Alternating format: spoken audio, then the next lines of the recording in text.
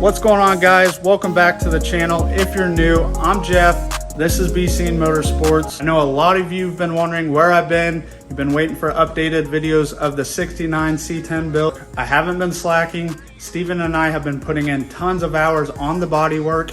I just don't want to make a whole bunch of boring videos of us doing body work. Let's be honest, it's boring, but I will make a video going over everything we've done and why. But that's enough talk on the C10 build. Today we're doing something exciting. I've wanted to do this for a while. It's been laying in the shop collecting dust. We haven't had the time to install it, but today that's about to change. That's right, as you can see the title of the video, we're installing Hornblasters TRAIN HORN. And what better vehicle to install it on than my 1986 C10. If you're not familiar with this truck, it is a full frame off restoration. Unfortunately, it was done before I ever decided to pick up a camera and start making videos. But this truck is going to be towing the 69 truck or the Corvette to events. So hey, you have to be prepared. You never know when somebody's gonna cut you off or just get too close. That's when the train horns come into play. Excuse the dirtiness, it is pretty dirty. We are gonna get it cleaned up after we install the train horns. We do have a truck event to attend to tomorrow, but we will get it all cleaned up. But right now we're gonna focus on the train horns and get them installed. Right off the bat, thank you to Alex at Hornblasters for sending the banner and stickers. We are gonna hang up the banner in the shop. Alex, I greatly appreciate it. This kit is really nice. Obviously we have the compressor, we have the horns and the tank. Also have air gauge, filter, everything you need. I did go ahead and purchase a few extra fittings that I think I'm going to need. The kit is essentially plug and play. Every wire is labeled and it's just pretty simple kit. I do recommend wiring up everything on the ground before you install it in the vehicle. The last thing you want to do is run all your wires, mount everything, and then it not work.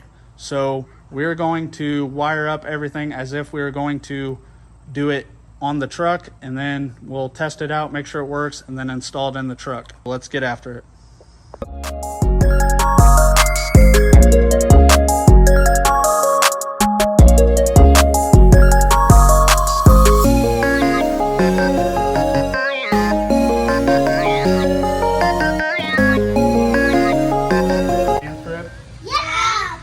You sure?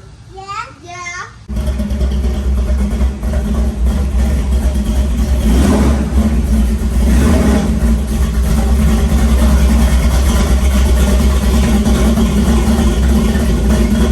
What's going on, guys? It is the next day. It was getting late yesterday, so I didn't want to test the horn and upset my neighbors. So today we're going to pick up right where we left off. I'm going to get the horn all set up. We're going to test it out, and then we're going to get it installed on the truck. So let's get after it.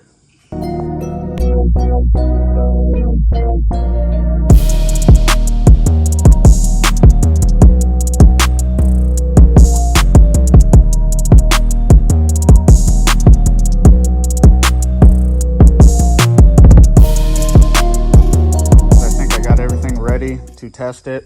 It looks like a wiring mess. Obviously it's just to test it. We will clean everything up. Won't be using wire caps, stuff like that. So what we have here is everything's labeled. The kit's really nice, but this is going directly to the power on your battery. This wire is for your ignition. It's what powers the compressor. You don't want to run that directly off your battery because it could drain your battery, and it would be running when the vehicle isn't running. So for this purpose, to test everything out, I am going to hook it up directly to the battery.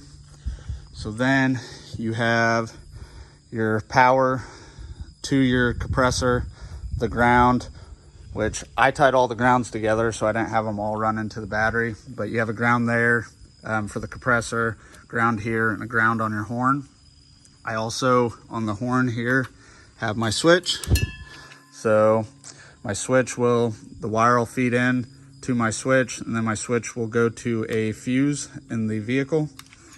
So all we have to do is hook up the positive and negative. Compressor should kick on. Once it fills up, we will test it out. Let's do it. All right, the compressor should kick on immediately.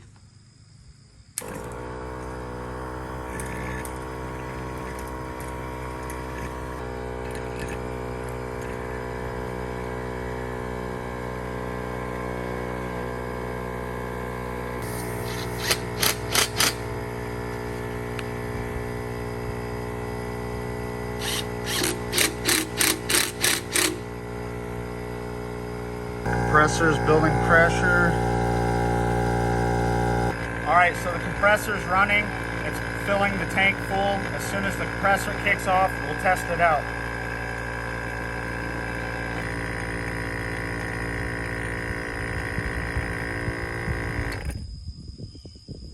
All right, let's test it out. But first,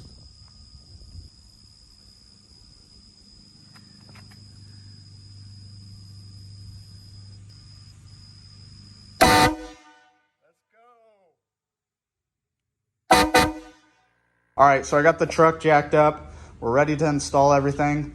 On this, I don't want anything visible. I don't want the compressor in the back of the bed or the tank. So everything's gonna be hidden under the truck. I don't have many options, but on the passenger side, I have some room right here on the frame rail. So I'm gonna mount the horns right here, the tank right there, and then on the inside, I'm gonna mount the compressor. I did measure, my horns will be low, but they're no lower than my headers and my muffler. So we should be good on that. As far as the wiring goes, I have a wire loom on the other side there that feeds my tail lights. So I'm going to run the wires through that loom and feed them all the way up into the cab so everything will be nice and clean. So let's get some tools, get that installed.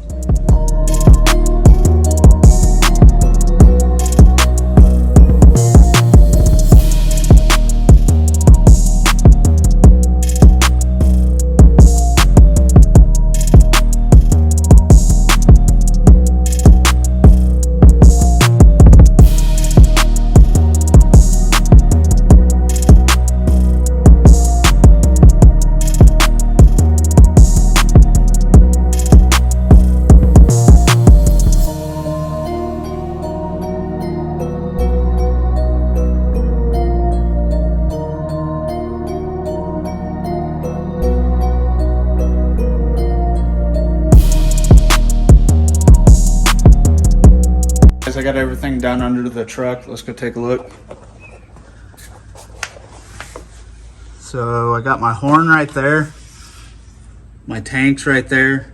Can't see it, but the compressor is on the other side of the frame rail right there.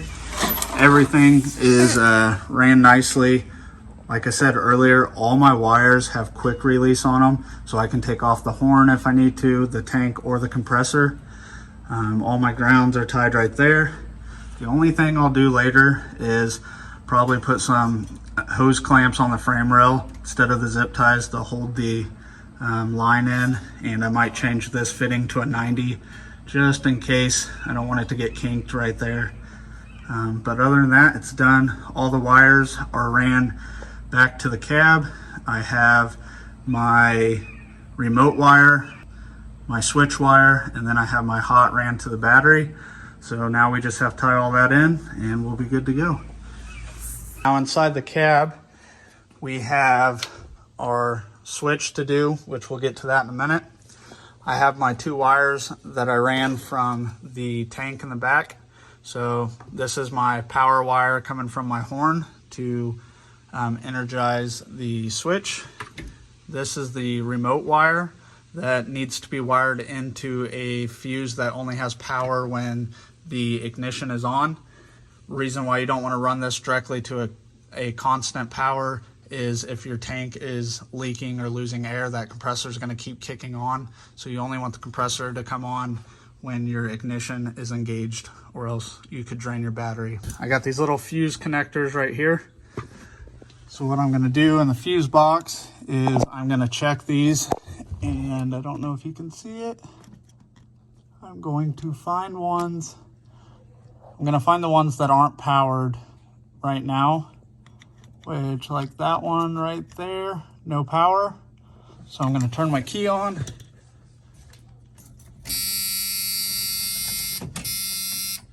See if we have power there now, which we do. We have power there. There's probably one right there, power there. So these are the two that I'm going to use for tapping in, because they only have power when my ignition is on. So I'm going to get that done, and then we'll move on to the switch.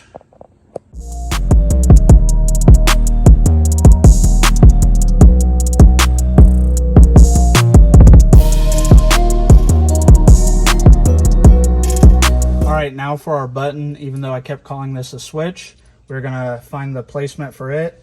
I know most people would probably put it somewhere on the left-hand side over here, but for me, when I'm driving, I always have my hand on the stick. So if I'm driving and somebody cuts me off, I could just reach up, beep, beep, beep. Or I'm driving, you see a hot babe, beep, beep, beep, beep. Or you're driving and there's a golfer about to swing, beep. So I think right here is gonna be perfect.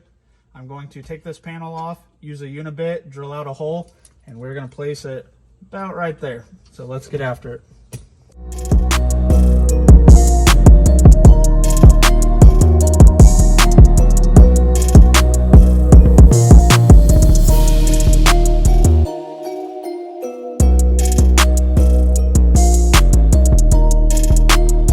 So I am finished up. I just hooked up my hot to the battery. So as soon as I turn on the ignition, the compressor should kick on. As soon as it fills up, then we will test the horn. My switch right there, pretty clean. So let's kick it on. Compressor's on right now. Once that tank fills up, that compressor will kick off, and then we can hit the horn. So let's do it. I hear it.